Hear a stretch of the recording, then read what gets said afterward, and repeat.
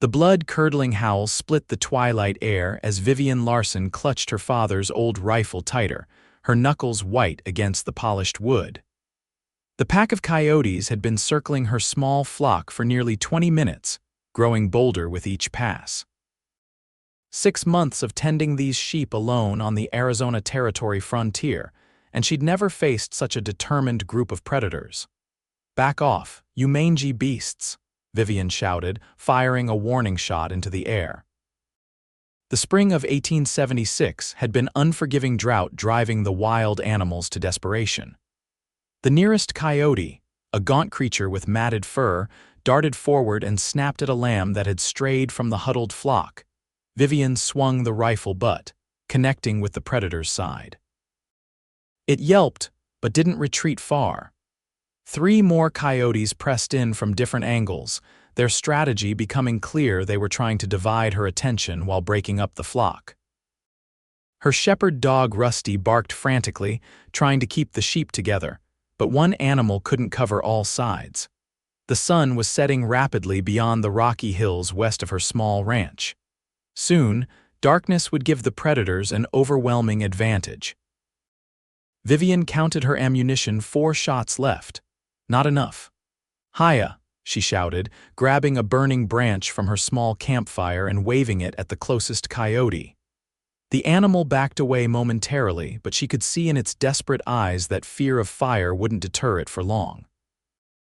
The crack of a rifle shot echoed across the plains, and one of the coyotes dropped instantly.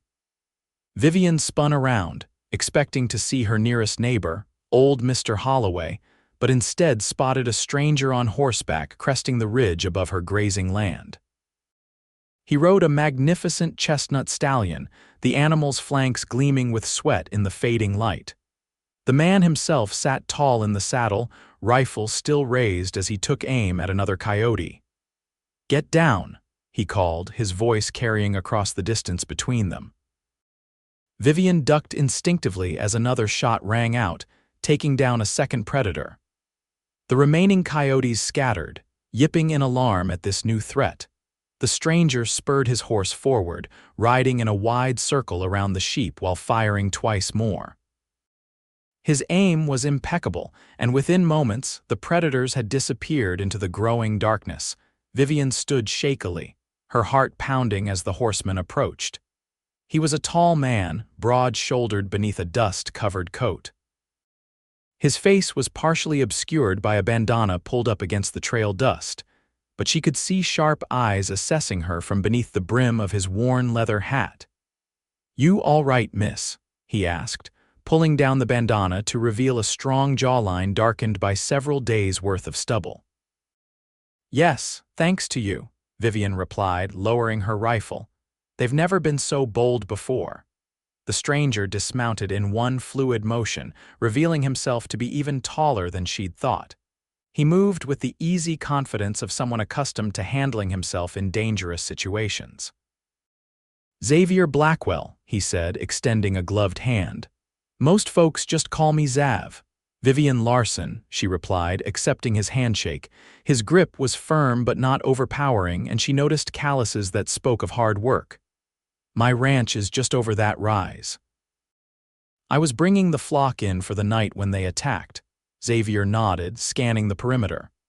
"Drought's driving them to take bigger risks. I've been tracking that pack for 2 days. They hit a ranch down near Fort Bowie, took 3 calves." Vivian's eyes widened. "Fort Bowie. That's nearly 30 miles south. They've been moving north, following the dried creek beds, looking for easier prey." He glanced at her small flock. "Guess they found it." Vivian bristled slightly at the implication. "I've managed this flock alone since my father passed last winter, Mr. Blackwell. Tonight was unusual."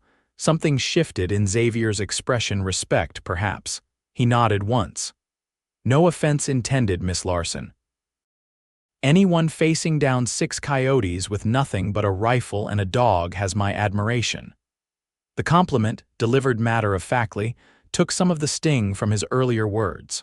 Rusty approached cautiously, sniffing at the stranger's boots. "Friendly dog," Xavier observed, allowing the animal to inspect him. Only with people who don't mean harm, Vivian replied pointedly. A ghost of a smile touched Xavier's lips. Smart animal. Darkness had fallen completely now and the temperature was dropping quickly. Vivian whistled to Rusty, who immediately began herding the sheep toward home. "You're welcome to water your horse at my well," she offered, knowing it was the least she could do for the man who had likely saved her entire flock and possibly her life. Xavier looked toward the horizon, then back at her. "Much obliged. Been a long ride." They walked in silence, Xavier leading his horse while Vivian kept the sheep moving with occasional commands to Rusty. The small ranch house came into view, a simple two-room structure with a corral and barn behind it. It wasn't much, but it was everything Vivian had in the world. "Your neighbors far?" Xavier asked as they approached. "Mr. Holloway's place is 3 miles east." "The Wilkinsons are about 5 miles west. We're spread thin out here." She paused before adding, "Why do you ask?" "Just wondering who'd hear a gunshot if those coyotes return," he explained. "They might circle back, especially with their pack diminished." Vivian hadn't considered that. She'd assumed the predators would move on to easier targets. "You think they'll come back tonight?" "Hard to say. Animals get desperate when they're hungry." Xavier studied the corrals.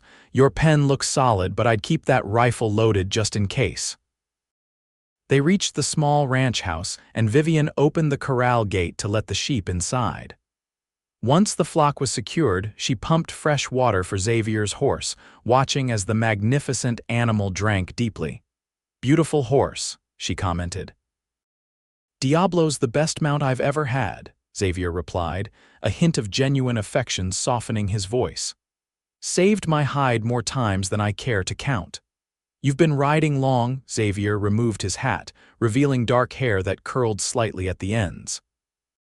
In the moonlight, she could see his features more clearly: a straight nose, strong cheekbones, and eyes that had seen more than most men his age, which she guessed to be around 30. "Since I could walk," he answered. "Been working as a scout and tracker for the Army at Fort Bowie these past 2 years. Before that, I drove cattle up from Texas." A cowboy turned scout that explained his skilled horsemanship and deadly aim. "The Army sent you to track coyotes?" Vivian asked skeptically. Xavier shook his head. "No, madam. I was tracking a different kind of predator when I crossed the Coyotes' trail. Figured I'd do the local ranchers a favor before continuing on."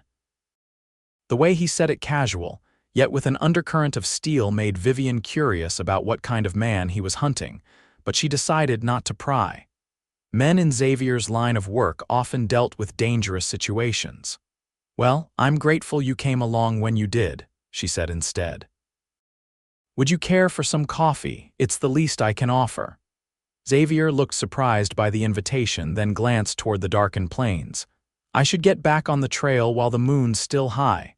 "At least let me give you some provisions," Vivian insisted. "I baked bread yesterday." Something in Xavier's expression shifted. Perhaps it had been longer than he cared to admit since he'd had homemade bread. "I won't turn that down," he conceded. Inside her small house, Vivian lit a lamp and stoked the banked fire in the cookstove. The single room served as kitchen, dining, and living area, with a curtained-off section in the back that contained her bed.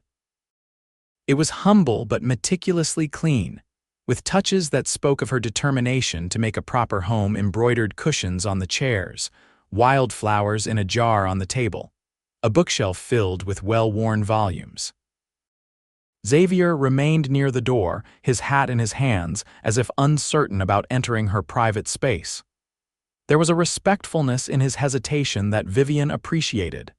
"Please sit," she said, gesturing to the small table as she put a kettle on the stove. Reluctantly, he took a seat, placing his hat on his knee. "Nice place," he said, glancing around. "You've been here long?" "My father and I came out from Missouri 5 years ago," Vivian explained, cutting thick slices from a loaf of bread. "He had dreams of building a cattle ranch, but we only managed to save enough for sheep." "Sheep are good business," Xavier commented. "Wool's always in demand." Vivian nodded, spreading butter on the bread before placing it on a plate. It's enough to keep me going. This land isn't suited for much else. She didn't mention how close she'd come to losing everything after her father died, how the bank in Wilcox had nearly foreclosed, how she'd worked herself to exhaustion proving she could manage alone, how some nights she lay awake wondering if she was foolish to keep trying. Pride kept those confessions behind her lips. Xavier accepted the plate with a murmured thanks, and Vivian couldn't help noticing the way his eyes closed briefly when he took the first bite. It was the look of a man who'd gone too long without a proper meal. "There's stew left from dinner if you're hungry for more than bread," she offered impulsively. Xavier looked up, surprise evident in his expression. "I couldn't impose, it'll just go to waste otherwise," Vivian insisted, already moving to the pot. It wasn't entirely true. She usually ate leftovers for breakfast, but something about the lean, hard look of him made her want to offer what little hospitality she could. While he ate, Vivian studied him surreptitiously. Despite his trail-worn appearance, there was a dignity to Xavier Blackwell, a quiet strength that seemed at odds with the typically boisterous cowboys she occasionally encountered in town. His movements were economical, his manner reserved. "Where are you from originally, Mr. Blackwell?" she asked, pouring coffee into 2 tin cups. "Virginia originally," he replied after a moment's hesitation. "Left after the war. Such a simple phrase for something that had torn the nation apart. Vivian wondered which side he'd fought for but knew better than to ask. Such questions could still open old wounds, even 11 years after Appomattox. "And you came west," she said instead. Xavier nodded. "Seemed like the place to start fresh." There was a story there, Vivian suspected, but she didn't press. Everyone who came to the territories carried something they were trying to leave behind. "How long will you be tracking these predators?" she asked. "As long as it takes," Xavier replied, his voice hardening slightly. He must have noticed her reaction because he added in a softer tone, "But I imagine I'll pass back this way in a week or so. Would check on you then, if that's agreeable." The offer surprised her. "That's very kind, but not necessary. As I said, I've managed alone these past months." "No doubt," Xavier said, finishing his stew.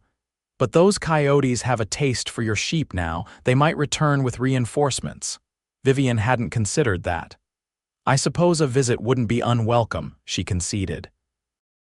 Something unspoken passed between them, an acknowledgement that while she was capable, she was also isolated and vulnerable in ways that had nothing to do with her abilities.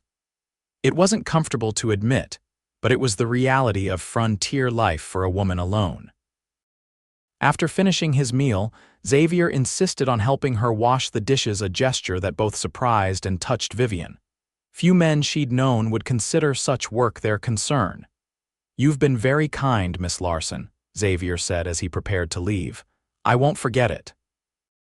"Nor will I forget your timely arrival," she replied. "Good luck with your hunting." Xavier settled his hat back on his head and paused at the door. "Bar this behind me," he instructed, "and keep that rifle close tonight just to be safe." Vivian nodded, suddenly aware of how vulnerable her small house was in the vast darkness beyond her doorway. "I always do." With a final nod, Xavier stepped out into the night. Vivian watched from the window as he mounted Diablo and rode out, his silhouette soon swallowed by the darkness. Only when he had completely disappeared from view did she bar the door as instructed. That night, she lay awake longer than usual, listening to the distant howls of coyotes and thinking about the mysterious scout with the Virginia accent and watchful eyes. She told herself it was natural to be intrigued by any new person in such an isolated place, nothing more than that. Yet she couldn't deny the strange flutter in her chest when she recalled the respectful way he'd spoken to her, treating her as an equal rather than a helpless woman. Just before dawn, Vivian was awakened by Rusty's frantic barking. She grabbed her rifle and rushed outside in her nightgown, heart pounding. The sheep were bleating in distress, and in the gray pre-dawn light, she could make out shapes moving around the corral, coyotes. They had returned as Xavier predicted, Vivian fired a warning shot, but the predators seemed less intimidated than before. One had already managed to squeeze through a gap in the corral fence and was chasing a terrified lamb. "Get away," Vivian shouted, aiming at the intruder. Her shot missed in the dim light, and panic began to rise in her throat. There were more coyotes than before, at least 8 that she could count. Rusty charged bravely at the nearest coyote, but was quickly outflanked by 2 others. The dog yelped in pain as teeth found purchase in his hind leg. "Rusty!" Vivian cried, firing again. This shot found its mark and 1 coyote fell. But the others were undeterred, perhaps made more desperate by hunger and the loss of their packmates the previous evening. Vivian reloaded frantically, knowing she didn't have enough ammunition to drive them all away. 1 coyote lunged toward her, causing her to stumble backward. She swung the rifle like a club, connecting solidly with the animal's head, but the impact knocked the weapon from her hands. Heart pounding, Vivian scrambled for the fallen rifle, but another coyote darted between her and the weapon. She was cornered with nothing but a small pocketknife in her nightgown. The sharp crack of gunfire split the dawn air, and the coyote nearest her fell. More shots followed in rapid succession, each finding its mark with deadly precision. Xavier Blackwell emerged from the morning mist like an avenging spirit, Diablo's hooves thundering across the hard ground. The remaining coyotes scattered before his approach, but Xavier picked off 2 more before they could escape. "Are you hurt?" he called, dismounting before his horse had fully stopped. "No," Vivian managed, her voice shaky. But Rusty, Xavier nodded, already moving toward the dog. Rusty was limping badly, blood matting his fur, but he was alive and still trying to herd the frightened sheep. "Brave dog," Xavier commented, kneeling to examine the animal. "Wounds aren't too deep. He'll need tending, but he should heal." Vivian's knees felt weak with relief. "I thought you'd gone." Xavier glanced up at her, his expression unreadable in the growing light. "I camped about a mile out, had a feeling they might circle back." "You stayed to watch over my flock?" Vivian asked, surprised and touched by the gesture. "Seemed the right thing to do," he said simply, rising to his feet. It was only then that Vivian became acutely aware she was standing in her yard in nothing but a nightgown, her hair loose around her shoulders. Heat rushed to her face and she crossed her arms over her chest. "I need to change." Xavier tactfully averted his eyes. "I'll check the corral for any gaps and tend to your dog." Vivian nodded gratefully and hurried inside, her heart racing for reasons that had nothing to do with the coyote attack. She dressed quickly in a simple skirt and blouse, pinning her long auburn hair into a practical bun. By the time she returned outside, Xavier had already repaired the corral fence and was cleaning Rusty's wounds with water from the well. "You've done this before," Vivian observed, watching the gentle way he handled the injured dog. "Had my share of scrapes with 4-legged creatures," Xavier replied. "Got some salve in my saddlebag that'll help keep infection away." While Xavier finished tending to Rusty, Vivian counted her sheep. Miraculously, none had been lost, though several bore minor scratches from the encounter. "I don't know how to thank you," she said when Xavier joined her by the corral. "That's twice now you've saved my flock." "No thanks needed," he replied, wiping his hands on a rag. "Though I admit I'm puzzled by something." "What's that?" "Why someone would send a pack of coyotes after your sheep." Vivian stared at him, uncomprehending. "Send them. Coyotes are wild animals. They go where hunger drives them." Xavier shook his head slowly. "Wild coyotes don't attack the same target twice in such an organized way, and they don't usually ignore warning shots." He met her eyes directly. "Someone's driving them this way deliberately." The implication sent a chill down Vivian's spine. Who would do such a thing? "Someone who wants this land, perhaps," Xavier suggested. "Or someone with a grudge. Any neighbors been particularly unfriendly lately?" Vivian thought about it. "The Wilkinsons have always been cordial, though they did offer to buy my place after Father died." She hesitated before adding, "There's a cattle operation north of here, the Double Bar Ranch." The owner, James Sullivan, has been trying to expand his grazing rights. He's not fond of sheep ranchers.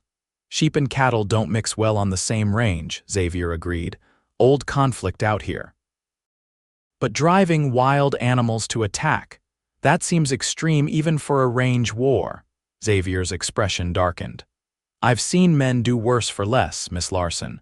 The grim certainty in his voice suggested he wasn't speaking hypothetically. Vivian wondered again what kind of life Xavier Blackwell had led before appearing on her land. What should I do? She asked. For now, be vigilant. I'll speak with the Army commander at Fort Bowie, see if they can spare a patrol through this area. He paused, seeming to debate his next words. I'd also like your permission to stay on your land for a few days, keep watch. Vivian blinked in surprise. You want to stay here? I'll camp by the creek, Xavier clarified quickly. Won't impose on your home. But I suspect whoever's behind this might make another attempt, and I'd like to catch them in the act. The logical part of Vivian's mind recognized the wisdom in his suggestion. The more cautious part reminded her that she barely knew this man, despite his twice coming to her aid.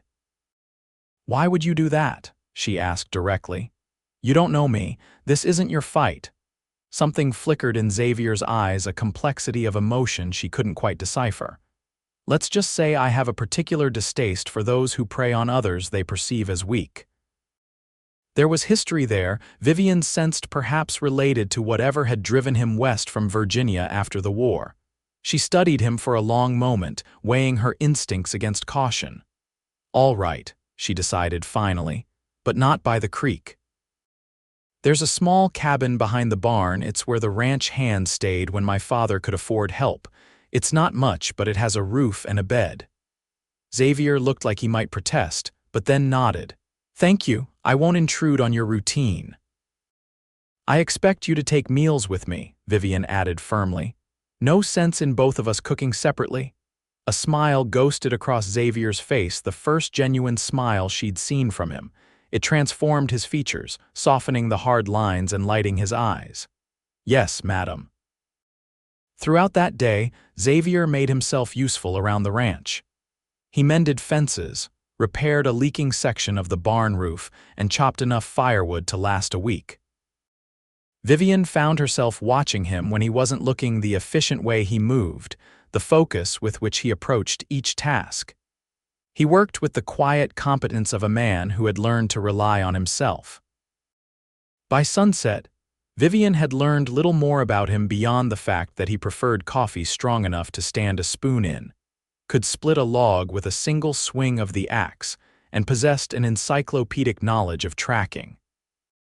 He answered her occasional questions politely, but briefly, deflecting personal inquiries with practiced ease. Over dinner, a simple but hearty stew that Xavier complimented sincerely, Vivian decided on a more direct approach. Mr. Blackwell, she began, refilling his coffee cup, I believe I have a right to know more about the man staying on my property. Xavier looked up, his expression carefully neutral. What would you like to know, Miss Larson? For starters, who you're really tracking. You mentioned a different kind of predator before the Coyotes diverted your attention. Xavier set down his cup slowly. It's not a pleasant story for the dinner table. I've heard unpleasant stories before, Vivian countered. My father fought at Shiloh. I nursed him through nightmares for years afterward. Something in Xavier's posture shifted at the mention of the battle, a tensing of shoulders, perhaps. You're direct, Miss Larson. Living alone teaches you not to waste time with unnecessary niceties, she replied. And I believe in knowing where I stand. Xavier studied her for a long moment before nodding, as if coming to a decision. I'm tracking 3 men who robbed a stagecoach near Tucson 2 weeks ago. They killed the driver and a passenger, a young woman traveling to meet her fiancé. The blunt revelation shocked Vivian despite her insistence on hearing the truth. These men are murderers. Yes, Xavier's voice was flat. The Army assigned me to track them because I know this territory better than most. Their trail led north toward the mountains. I was following it when I crossed paths with those coyotes yesterday. And you think there might be a connection between these killers and the attacks on my sheep? Xavier shook his head. Unlikely. The stage robbers are heading for the border. Your troubles are more likely local, someone who wants your land. Vivian absorbed this information, turning it over in her mind. These men you're tracking, they're dangerous. Very, Xavier confirmed. Which is why I won't stay here beyond a few days. I don't want to bring trouble to your door. The thought of Xavier leaving stirred an unexpected sense of disappointment in Vivian. She pushed it aside, focusing on the practical aspects of their situation. Do you think whoever is behind the Coyote attacks will try again, if they're determined enough? Xavier replied. Though they might change tactics now that 2 attempts have failed. What would you suggest I do? I can't afford to lose this ranch, it's all I have. Xavier considered the question carefully. First, we document the attacks. I'll ride to Wilcox tomorrow, speak with the sheriff. Even if there's no proof yet who's behind it, establishing a pattern of harassment will help if legal action becomes necessary. The sheriff rarely comes out this far, Vivian said skeptically. He will if an Army scout makes the request, Xavier assured her. Second, we need to make it clear your property is protected. Word will spread about the Coyotes being shot that might discourage further attempts for a while. And third, Vivian prompted when he paused. Xavier met her eyes directly. We find out who's driving those Coyotes and make sure they understand the consequences of continuing. There was a cold certainty in his voice that might have frightened Vivian under different circumstances. But sitting across from him in her small kitchen, with the memory of Coyotes surrounding her in the pre-dawn darkness still fresh, she found his determination reassuring. Thank you, she said simply. Xavier looked momentarily discomfited by her gratitude. You'd do the same for anyone in trouble. Would I? Vivian mused. I'd like to think so, but it takes a certain kind of courage to ride toward gunfire instead of away from it, or foolishness, Xavier countered with the hint of a smile. I don't think you're a foolish man, Mr. Blackwell. The atmosphere between them shifted subtly, a moment of connection that transcended their brief acquaintance. Vivian found herself wondering about the path that had led this complex, reserved man to her doorstep. The moment was broken by Rusty's whine from his place by the stove. The dog was trying to stand despite his injuries. He hears something, Xavier said, instantly alert. He rose and moved to the window, peering out into the darkness. There's someone coming, single rider. Vivian joined him at the window, her shoulder brushing against his arm as they both strained to see the approaching visitor. In the moonlight, she could make out a horseman coming up the path to her house. It's Mr. Holloway, she said with relief, recognizing her elderly neighbor. He sometimes checks on me after dark. Xavier's posture relaxed slightly, but he remained vigilant. Good neighbor to have. Vivian stepped outside to greet the old rancher, Xavier following a few paces behind. Thomas Holloway reined his horse to a stop, peering suspiciously at Xavier in the lamplight that spilled from the open door. Evening, Vivian, he called, his voice gruff with age and concern. Heard gunfire this morning. Everything all right, Coyotes, Mr. Holloway, Vivian explained. They tried to get at the sheep, but Mr. Blackwell here helped drive them off. The old man's gaze sharpened on Xavier. Blackwell, is it? Don't believe we've met. Xavier Blackwell, he confirmed, stepping forward. I'm scouting for the Army out of Fort Bowie. Holloway's weathered face registered surprise. Fort Bowie, long way from your post, ain't you? Tracking some men, Xavier replied vaguely. Found Miss Larson fighting off Coyotes yesterday evening. Twice in 2 days, Holloway asked, frowning. That ain't natural behavior for Coyotes. My thoughts exactly, Xavier agreed. The old rancher dismounted stiffly, his arthritic movements betraying his 70 years. Mind if I come in? Got some news might interest you both. Over fresh coffee, Holloway shared what he'd learned in town that day. Sullivan from the Double Bar was in Wilcox, buying up supplies. Overheard him talking to some rough-looking cowboys, said something about that stubborn sheep girl needing to learn her place. Vivian's hands tightened around her coffee cup. Did he threaten me directly? Not in so many words, Holloway admitted. But he was paying those men too much for simple ranch work, if you catch my meaning. Xavier's expression hardened. Hiring muscle. That'd be my guess, Holloway agreed. Sullivan's been pushing everybody smaller than him out of the valley. Bought out the Peterson place last month after their barn mysteriously burned down. That's not proof he's behind the Coyote attacks, Vivian pointed out. No, Xavier agreed, but it's enough reason to be watchful. He turned to Holloway. Have you seen any strangers around your property, Mr. Holloway? Anyone who doesn't belong, the old man thought for a moment. Couple of riders crossed my south pasture 3 days back. Didn't recognize him, but they kept their distance from the house. Could be Sullivan's men scouting the area, Xavier suggested, or could be unrelated. Holloway nodded grimly. I'll keep my eyes open, Vivian, so will the Wilkinsons. They're good folk, despite wanting to buy you out. I appreciate that, Mr. Holloway, Vivian said sincerely. After the elderly rancher departed, promising to fire 3 shots in quick succession if he spotted anything suspicious, Vivian and Xavier sat in contemplative silence. This Sullivan, Xavier finally said. How far would he go to get your land? Vivian considered the question. I've only met him once at the bank in Wilcox.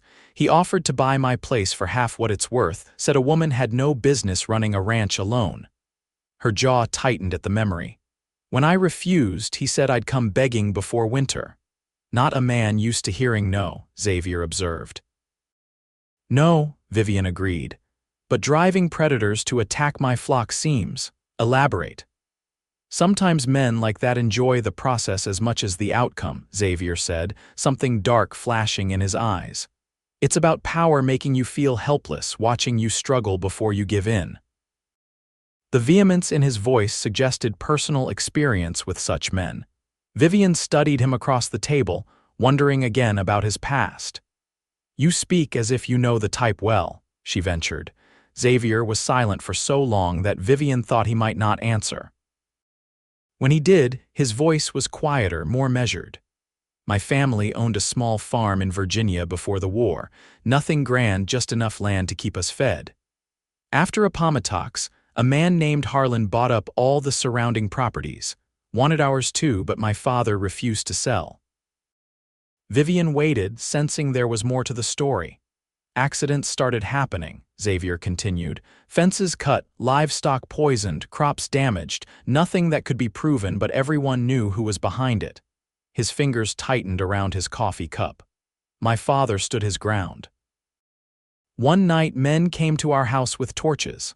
Xavier, Vivian whispered, understanding dawning, I'm so sorry. My mother and sister died in the fire, he said, his voice stripped of emotion. Father was shot trying to reach them. I was working in the barn when it started. They didn't know I was home. The stark tragedy of his words hung in the air between them. Vivian instinctively reached across the table, covering his hand with hers. Xavier looked momentarily startled by the contact, but didn't pull away. What did you do? She asked gently. A muscle twitched in Xavier's jaw. What any 19-year-old boy with nothing left would do. I tracked down every man involved. He paused. I'm not proud of what followed. Vivian could imagine what had happened, but didn't press for details. The pain in Xavier's eyes told her enough. Is that why you came west? He nodded. Had to leave Virginia after, started fresh in Texas, worked cattle drives, eventually drifted to Arizona. The Army needed scouts who knew how to track, and I needed a purpose that didn't involve looking over my shoulder. The revelation of Xavier's past cast his determination to help her in a new light. This wasn't simply about doing a good deed, it was personal for him. He saw in her situation echoes of his own tragic history. That's why you stayed, Vivian said softly. You see yourself in my struggle. Xavier met her gaze directly. I see someone who deserves to keep what's rightfully hers. The simple declaration, devoid of pity or condescension, touched Vivian deeply. Unlike the townspeople who looked at her with sympathetic doubt, or the bank manager who spoke to her like she was a child, Xavier saw her as an equal fighting a battle she had every right to win. Well, she said finally, withdrawing her hand and straightening her shoulders. "Sullivan will find I'm not so easily intimidated." A ghost of a smile touched Xavier's lips. "I believe that, Miss Larson." As promised, Xavier rode to Wilcox the following morning to speak with the sheriff. Vivian used the day to catch up on chores that had been neglected during the excitement, mending clothes, preserving the last of her winter apples, and checking each sheep for injuries from the coyote attacks. Rusty followed her despite his wounded leg, refusing to abandon his duties. "You're as stubborn as I am," Vivian told the dog affectionately, scratching behind his ears. "We make quite the pair, don't we?" By late afternoon, she found herself glancing frequently toward the road, watching for Xavier's return. The ranch felt strangely empty without his presence, though he'd only been there a day. Vivian scolded herself for the sentiment she had managed alone for months, and would continue to do so after Xavier resumed his hunt for the stage robbers. Still, when she spotted his distinctive silhouette cresting the rise, a warm relief spread through her chest that she couldn't entirely explain away. Xavier wasn't alone. Riding beside him was Sheriff Donovan, a gruff man in his 50s whom Vivian had met only twice before. Behind them came two more riders whom she didn't recognize. Vivian wiped her hands on her apron and went out to meet them, Rusty limping protectively at her side. "Miss Larson," the sheriff greeted, tipping his hat as he dismounted. "Blackwell here tells me you've had some trouble." "Yes, Sheriff," Vivian confirmed. "Coyote attacks 2 mornings in a row," Donovan nodded, his weathered face serious. "Unusual behavior for sure. Mr. Blackwell suggested someone might be driving them deliberately." "It's possible," Vivian agreed cautiously, "though I have no proof." "That's why I brought Deputy Collins and Mr. Turner here," Donovan said, indicating the 2 men behind him. "Collins will ride patrol between your property and town for the next few days. Turner's a trapper best in the county. He'll set up around your perimeter, try to catch any predators before they reach your flock." Vivian was astonished by this show of support. "That's very kind, Sheriff, but I can't afford to hire armies covering Turner's fee," Xavier interrupted smoothly. "Part of their protection mandate for settlers in the territory." From the slight widening of Turner's eyes, Vivian suspected this arrangement was Xavier's doing rather than official army policy. She nodded her thanks, understanding he was sparing her pride. "We'll need to see where the attacks happened," the sheriff continued, "and I'd like a full account of both incidents." While Vivian described the attacks to Donovan and showed him the damaged sections of corral, Xavier and Turner walked the perimeter of her property, examining the ground for tracks. Deputy Collins, a young man with an earnest face and nervous manner, was tasked with interviewing Mr. Holloway about the strangers he'd seen. By sunset, Turner had set a series of humane traps around the property, designed to catch coyotes without killing them. "Live evidence is better," he explained. "If someone's driving these animals, they might not be locals. Coyotes from different territories have different markings." The sheriff and his men departed as darkness fell, with Collins promising to ride by every few hours throughout the night. Vivian felt oddly touched by this support from people who had previously shown little interest in her struggles. "You have a way with people, Mr. Blackwell," she observed as they watched the men ride away. The sheriff seemed quite eager to help. Xavier shrugged slightly. "Mentioned it might look bad if word got out that ranchers were being harassed while he did nothing." "Election year, after all," Vivian laughed softly. "Clever. Politicians are predictable," Xavier replied, a hint of amusement in his voice. "Appeal to their self-interest and they'll move mountains." That evening over dinner, Xavier shared what else he'd learned in town. Sullivan was asking questions about an army scout in the area. "Word travels fast," Vivian frowned. "Does that concern you?" "It confirms he's involved," Xavier said. "An innocent man wouldn't care about my presence." "What if he comes here directly, confronts us?" "Better that than sneaking around with coyotes," Xavier replied calmly. "Direct confrontation I can handle." The casual confidence in his statement should have worried Vivian, but instead, she found it reassuring. For all his quiet demeanor, there was something implacable about Xavier Blackwell, a sense that once committed to a course of action, he would see it through regardless of opposition. "Did you learn anything about the stage robbers you were tracking?" she asked. Xavier nodded. "They were spotted near the border 2 days ago, armies sending a patrol to intercept them. My services in that matter are no longer required." "So you're free to return to Fort Bowie," Vivian said, ignoring the twinge of disappointment the thought brought. "I've been granted leave to resolve this situation first," Xavier replied. "The commander agrees that harassing settlers sets a dangerous precedent." Vivian set down her fork, studying him. "And if it can't be resolved peacefully," Xavier met her gaze steadily, "then it will be resolved another way." The matter-of-fact statement should have unsettled her. Instead, Vivian found herself drawing strength from his determination. For months, she had faced each challenge alone, with no one to share the burden. Having someone, especially someone like Xavier, in her corner made the prospect of confronting Sullivan less daunting. Later that night, after Xavier had retired to the cabin behind the barn, Vivian sat by her window, watching the moonlight cast long shadows across her land. From this vantage point, she could see the small glow of a lamp in Xavier's window, a reminder that she wasn't alone tonight. The realization brought unexpected tears to her eyes. She had been so focused on proving her independence, on never showing weakness, that she'd forgotten how comforting it could be to have someone to rely on. It wasn't weakness to accept help. She reflected it took its own kind of strength to allow others into your battles. For 3 days, an uneasy peace settled over Vivian's ranch.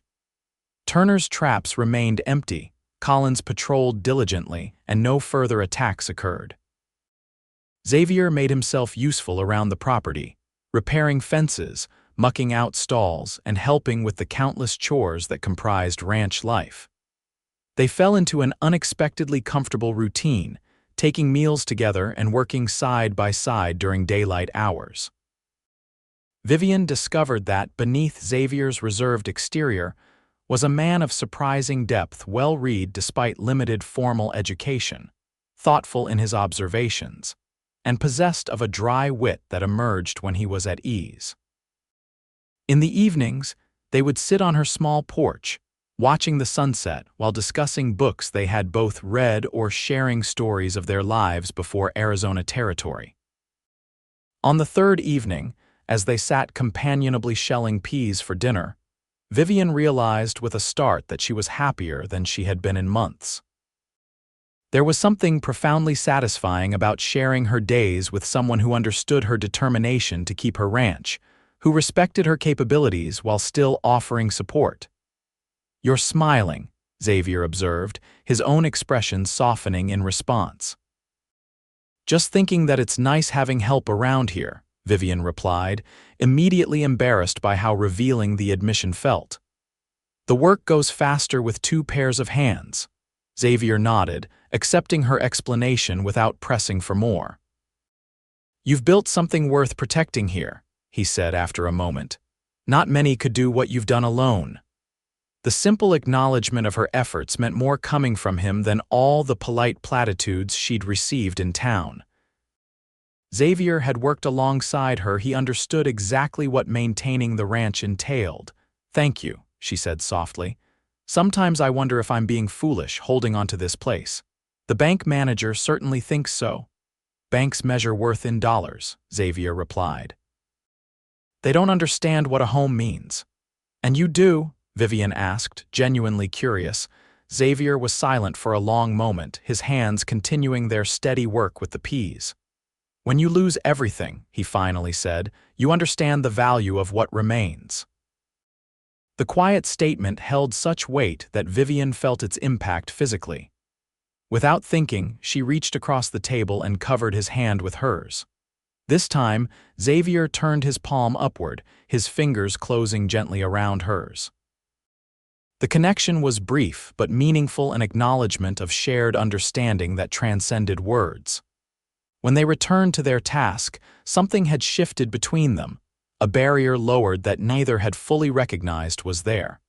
That night, Vivian dreamed of her father. In the dream, he stood on the porch, looking out over the land with satisfaction. "You've done well, Vive," he said, using the nickname he'd called her since childhood. "Found yourself a partner with a good heart and steady hands."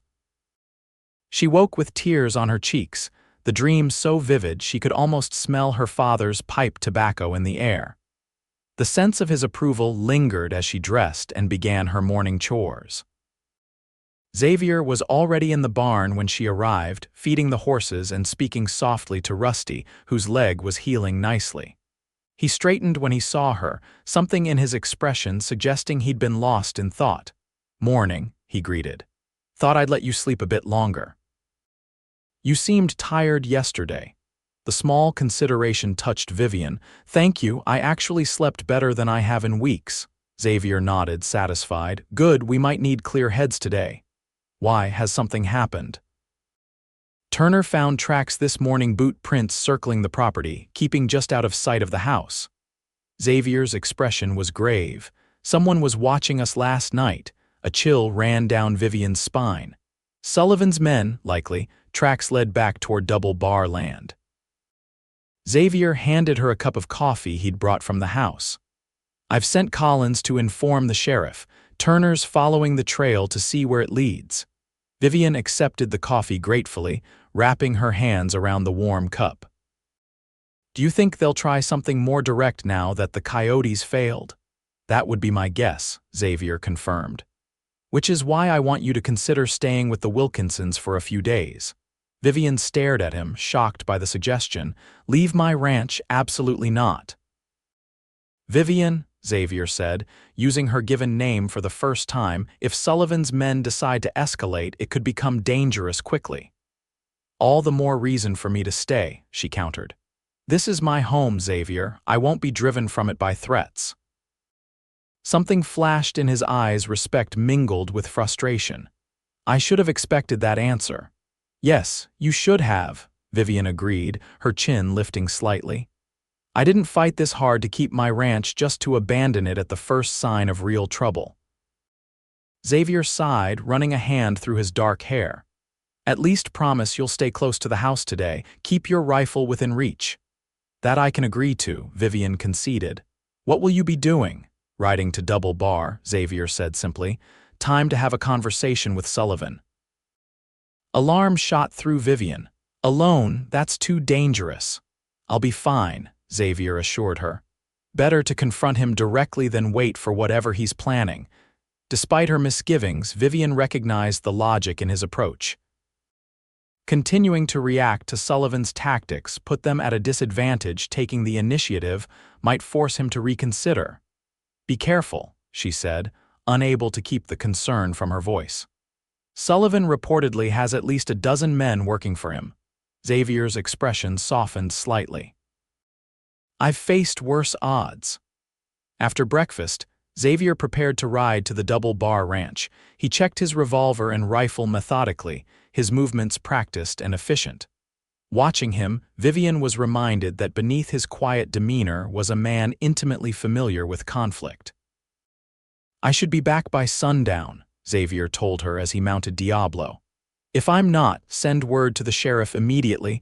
Vivian nodded, her throat suddenly tight with anxiety. "What exactly do you plan to say to Sullivan?" "That harassing a legitimate landowner has consequences," Xavier replied. "And that his interest in your property has been noted by both the Army and the sheriff's office." "Do you think that will be enough to deter him?" "Men like Sullivan respond to power," Xavier said. "Right now, he believes you're isolated and vulnerable. Learning you have official support might change his calculations."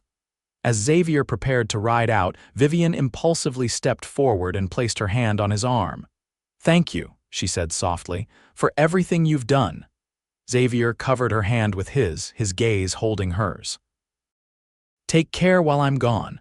Trust your instincts if anything seems wrong."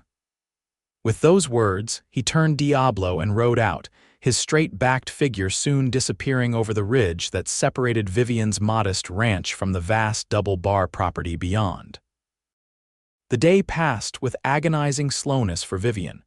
She kept herself busy with necessary chores, but her attention constantly drifted to the horizon, watching for Xavier's return. By late afternoon, with no sign of him, anxiety began to gnaw at her.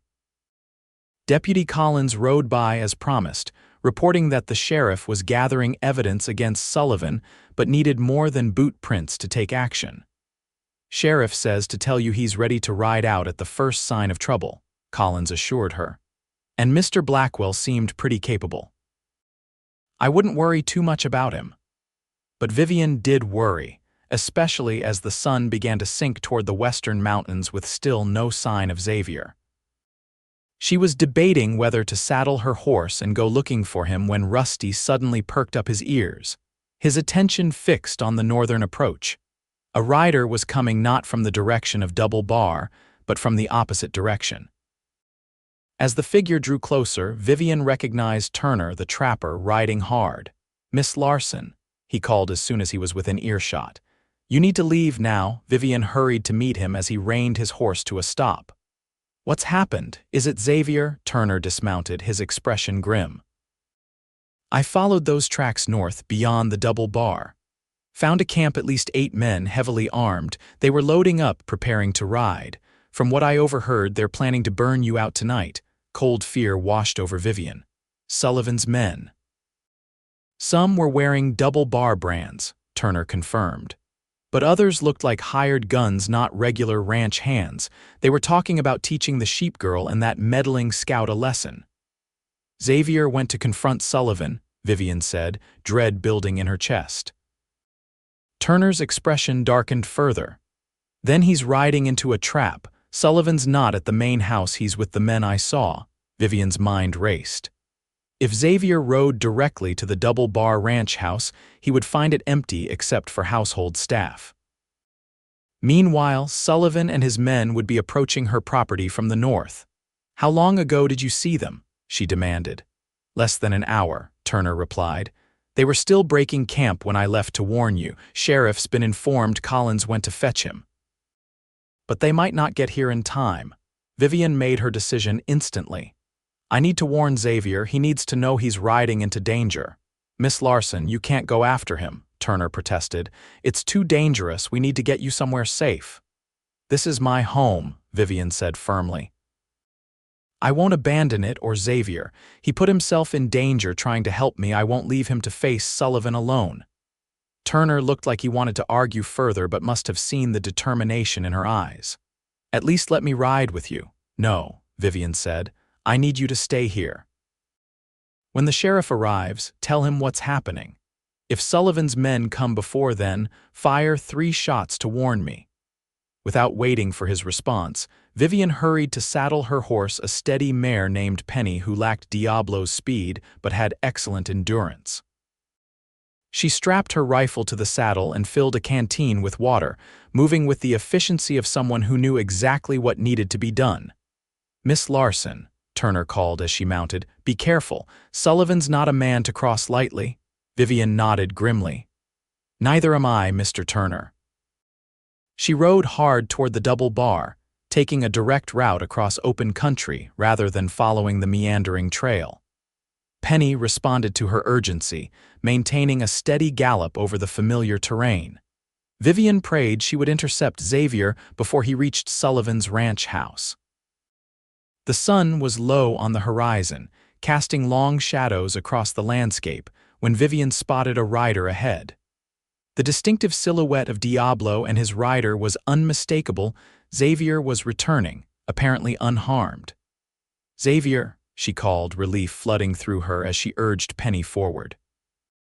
He turned at the sound of her voice, surprise evident even at a distance. As they drew closer, Vivian could see confusion and concern written across his features. "Vivian, what are you doing out here alone?" he demanded as soon as they were within speaking distance. "Sullivan's men are coming," she explained breathlessly.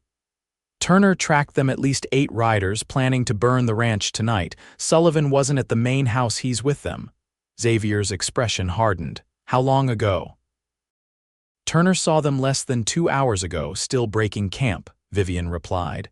The sheriff's been notified, but we don't know if he'll arrive in time. Xavier nodded, processing this information quickly. We need to get back to your place, prepare a defense. Against 8 armed men. How? We don't need to defeat them, Xavier explained as they turned their horses toward Vivian's ranch. Just hold them off until the sheriff arrives. The fact they're planning arson gives us an advantage. They'll need to get close. As they rode, Xavier outlined his plan. They would move the sheep into the stone shed behind the barn, the only structure on the property that wouldn't burn easily. The house and barn would be defended from strategic positions with clear fields of fire established. What about you? Vivian asked. Did you speak with Sullivan? He wasn't there, Xavier confirmed. His foreman claimed he'd ridden to Tucson on business. Now we know that was a lie. They pushed their horses as fast as they dared in the fading light, reaching Vivian's ranch just as darkness was settling. Turner met them at the corral, rifle in hand. Sheriff's coming with 6 men, he reported, but they're at least an hour out. Xavier dismounted swiftly. Then we prepare to hold for an hour. Turner, help me move the sheep to the stone shed. Vivian, gather whatever water containers you can find. We'll need them if they set fires. The next 30 minutes passed in a flurry of activity. While Xavier and Turner secured the livestock, Vivian filled buckets, barrels, and every available container with water from the well. She also gathered all the ammunition in the house, distributing it between strategic positions. Xavier returned to find her loading her rifle. Sheep are secure, he reported. Turner's setting up behind the barn. How are you with that rifle? Good enough, Vivian replied. Father made sure I could hit what I aimed at. Xavier nodded approvingly. Stay inside the house. I'll take position on the porch. Turner will cover the rear approach. If anyone gets too close, don't hesitate to fire. As darkness fell completely, an unnatural silence descended on the ranch. Even the nocturnal creatures seemed to sense the impending confrontation, their usual chorus absent.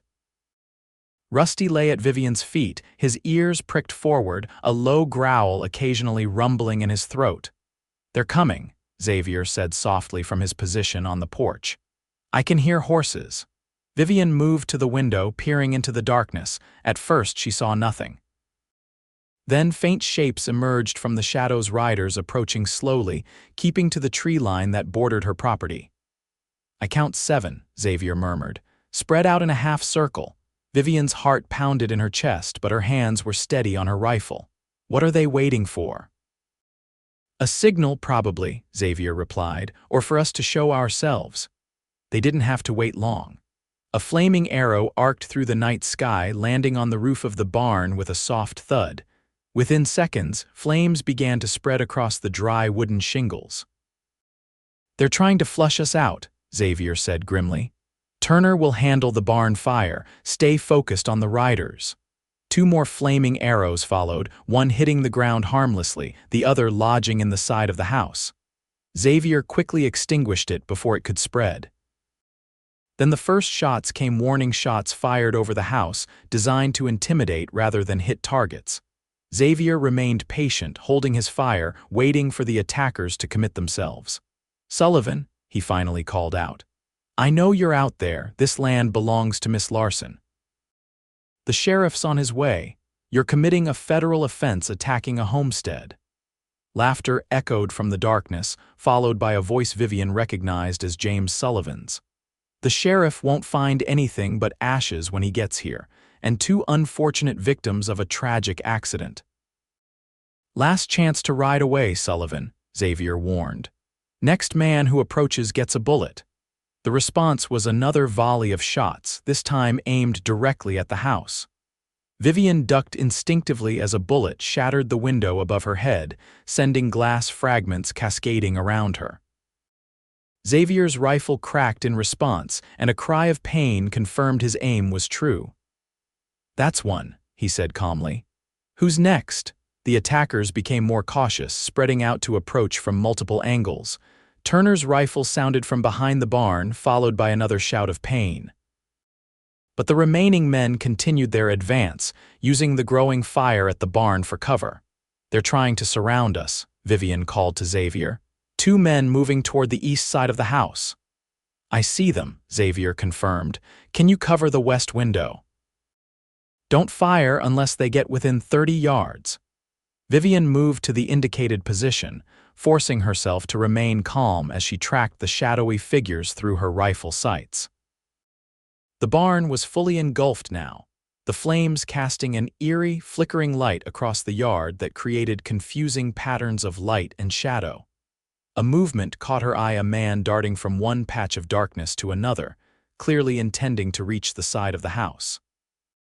Vivian took a deep breath, steadied her aim, and squeezed the trigger. The figure stumbled, clutching his leg before dragging himself back to cover. "Good shot," Xavier called approvingly. The exchange of gunfire intensified, with bullets thudding into the walls of the house from multiple directions. Xavier remained focused, his rifle speaking only when he had a clear target. From the rear of the property, Turner's occasional shots suggested he was still holding his position. Vivian reloaded her rifle with hands that remained surprisingly steady. The initial terror had given way to a cold determination. This was her home, and she would defend it with everything she had. "How much longer until the sheriff arrives?" she called to Xavier. "Should be soon," he replied. "We just need to hold them off a little longer." As if in response to his words, Sullivan's voice rang out again. "Burn them out! Torch the house!" 3 men broke cover simultaneously, each carrying a flaming torch, rushing toward the house from different angles. Xavier dropped one immediately, but the other 2 continued their charge. Vivian took aim at the closest attacker, but before she could fire, the window beside her exploded inward. Sharp pain lanced across her forehead as glass cut her skin. She fell back, momentarily stunned, blood trickling into her eyes. "Vivian?" Xavier shouted, his voice tight with concern. "I'm all right," she called back, wiping blood from her face with her sleeve. "Just cut." She scrambled back to the window in time to see a man reach the front porch, torch in hand. Xavier had abandoned his rifle in favor of his revolver, exchanging shots with attackers on the opposite side. The man with the torch was raising it to the wooden walls when Vivian fired, her bullet striking him in the shoulder. He dropped the torch, which sputtered out on the dirt. The sound of distant hoofbeats momentarily drew Vivian's attention, riders approaching fast from the direction of town. "Sheriff's coming," she shouted to Xavier, hope surging through her. "Sullivan," Xavier called out, "your men are down and the law's arriving. Surrender now." Instead of a reply, a figure broke from the shadows directly in front of the house. Sullivan himself, pistol raised, charging toward the porch where Xavier stood exposed. "Xavier, look out!" Vivian screamed. 2 shots rang out almost simultaneously. Sullivan staggered, dropping his gun, a look of surprise on his face as he fell to his knees. Xavier remained standing, though he grasped the porch railing for support. The sheriff and his deputies thundered into the yard, rifles ready. The remaining attackers, seeing their leader fallen and law enforcement arrived, threw down their weapons. "Xavier?" Vivian called anxiously, unable to see clearly in the chaotic light of the burning barn. "I'm hit," he replied, his voice strained but steady. "Not bad." Vivian rushed outside, heedless of any remaining danger. Xavier was leaning against the porch post, his left arm hanging limply, blood darkening his sleeve. "Let me see," she demanded, reaching for him. "See to Sullivan first," Xavier directed. "Make sure he's disarmed." The rancher lay sprawled on the ground before the porch, clutching his chest where Xavier's bullet had found its mark. His eyes were open but unfocused, his breathing labored. Sheriff Donovan knelt beside him, checking his wound. "He's done for," the sheriff said grimly. "Bullets too close to his heart." Sullivan's gaze focused briefly on Vivian as she approached. "Should've, sold when you had, the chance," he gasped. "This land was never for sale," Vivian replied steadily, Sullivan's lips twisted in a grimace that might have been a smile. "Stubborn woman," he managed before his eyes glazed over. A moment later, he was gone. Vivian turned away, her attention returning to Xavier, who had sunk onto the porch steps. She knelt beside him, carefully examining his wound. The bullet had torn through the muscle of his upper arm, painful but not life-threatening if properly treated. "You're bleeding too," Xavier observed, reaching up to brush his fingers gently across the cut on her forehead. "Just glass," Vivian assured him. "Nothing serious." While the sheriff and his men secured the surviving attackers and Turner worked to ensure the barn fire didn't spread, Vivian helped Xavier into the house.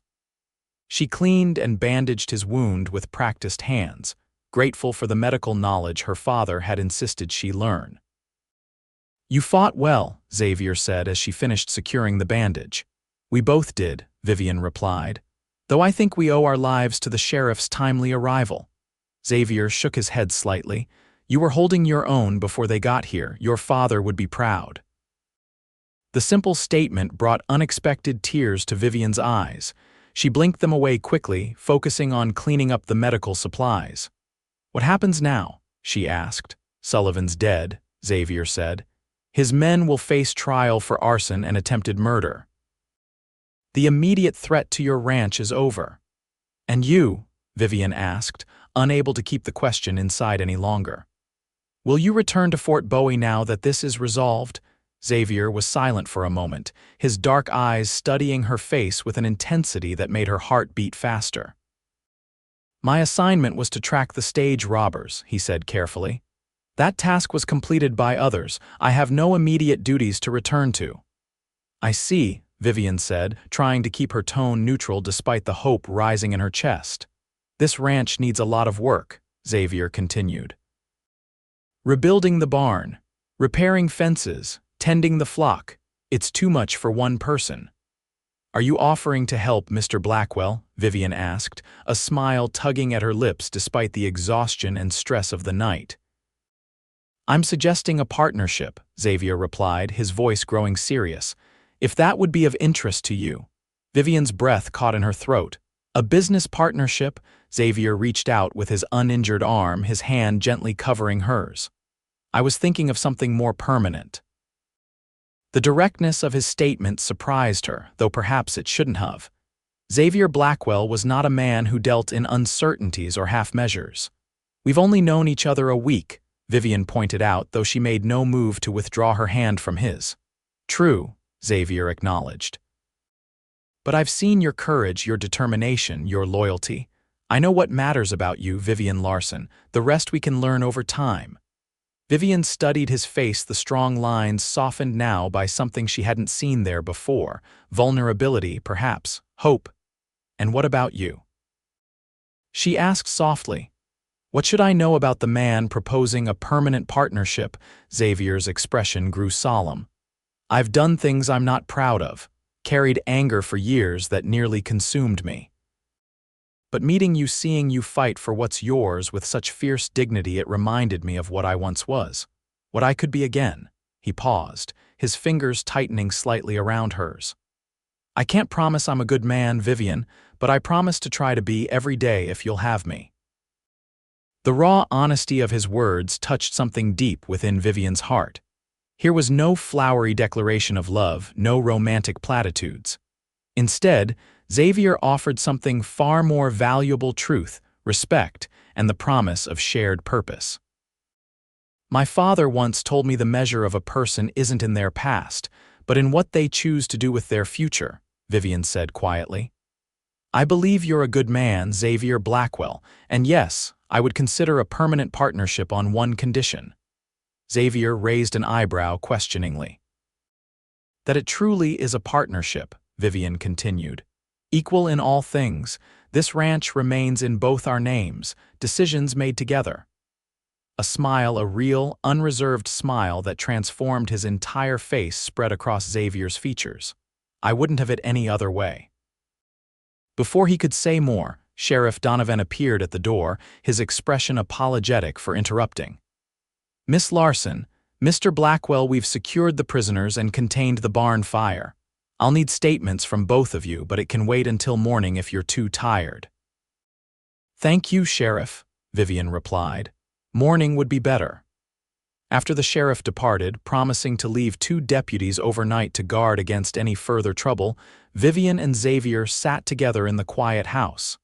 The events of the night seemed almost dreamlike now that danger had passed. "What made you stay?" Vivian asked suddenly. "When you found me fighting those coyotes, you could have moved on after helping. Why did you get involved in my troubles?" Xavier considered the question carefully. At first, it was simply the right thing to do then. He paused, searching for words. "I saw something in you that reminded me of what I'd lost. Not just a home, but purpose. Connection." He took her hand again, his touch gentle despite his calloused fingers. "You faced impossible odds with such quiet courage. How could I walk away from that?" Vivian smiled, understanding completely. "We're quite a pair, aren't we? Both too stubborn to give up what's ours." "Some might call it stubborn," Xavier agreed, his eyes warming. "I call it strength." He leaned forward slowly, giving her time to pull away if she wished. Instead, Vivian met him halfway, her heart quickening as their lips met in a gentle kiss that promised far more to come. When they separated, she saw in his eyes the same certainty she felt in her heart. This was right. This was where they both belonged. The following weeks passed in a blur of activity. With Sullivan dead, his ranch was placed in receivership pending the outcome of the trials against his men. The neighboring ranchers, long intimidated by Sullivan's tactics, came forward with their own stories of harassment and threats, painting a picture of a man who had used violence to expand his holdings for years. Xavier's wound healed quickly under Vivian's careful attention. Together, they began rebuilding the damaged barn, accepting help from neighbors who had previously kept their distance. The shared danger and Sullivan's death had reawakened a sense of community that had been missing in the area. On a warm Sunday afternoon 6 weeks after the attack, Vivian and Xavier stood before the justice of the peace in Wilcox, exchanging simple vows that formalized the partnership they had already begun. Vivian wore a new blue dress purchased for the occasion. Xavier had traded his trail-worn clothes for a clean black suit that made him look both distinguished and slightly uncomfortable. "Never thought I'd see the day," Mr. Holloway commented at the small celebration afterward. "Vivian Larson taking a husband. Vivian Blackwell now," she corrected with a smile, savoring the sound of her new name. "And a lucky man I am," Xavier added, his arm around her waist, pride evident in his voice.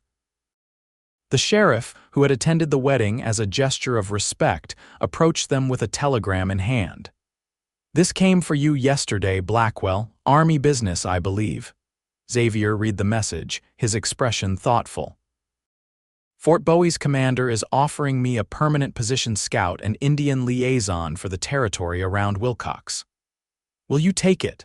Vivian asked, aware that such a position would allow Xavier to continue work he was skilled at while maintaining their home at the ranch.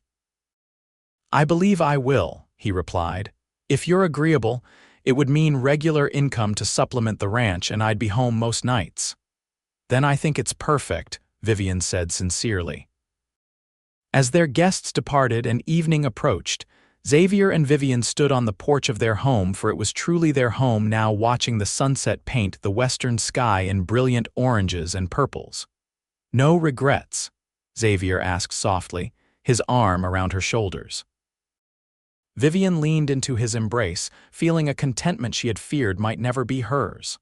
"None," she replied honestly, "though I do wonder sometimes what would have happened if those coyotes hadn't attacked when they did." Xavier considered this. "I believe our paths would have crossed eventually," he said. "Some things are meant to be." "The frontier philosopher," Vivian teased gently, tilting her face up to his. "Just a man who recognizes good fortune when it finds him," Xavier corrected before kissing her. As darkness fell around them, neither was in any hurry to go inside. They had fought hard for this peace, this connection, this home they now shared. Tomorrow would bring new challenges, it always did on the frontier, but together, they were ready to face whatever came. Over the years that followed, the Blackwell Ranch prospered. Xavier's work with the army provided stability while Vivian expanded their flock and eventually added cattle as well. Their partnership, founded in crisis and cemented through shared purpose, grew into a love story that became something of a legend in the territory. 2 years after their wedding, Vivian gave birth to their first child, a son they named Samuel, after Vivian's father. A daughter, Elizabeth, followed 3 years later.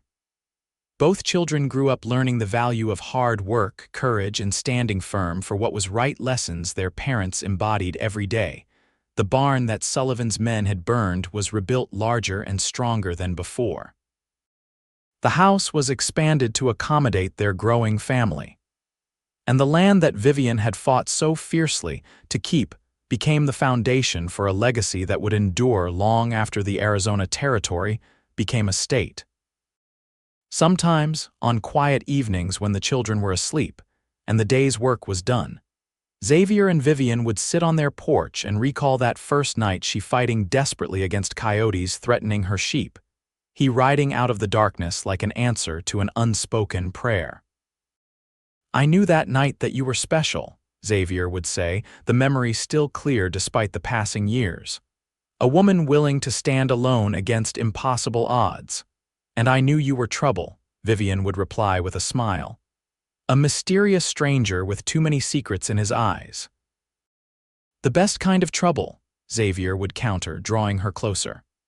"The very best," Vivian would agree, grateful beyond words for the coyotes that had threatened her flock and the cowboy who had joined not just the battle but her life. In the wild Arizona Territory where so many sought new beginnings, they had found something even more precious, a love built on respect, forged in adversity, and strong enough to last a lifetime.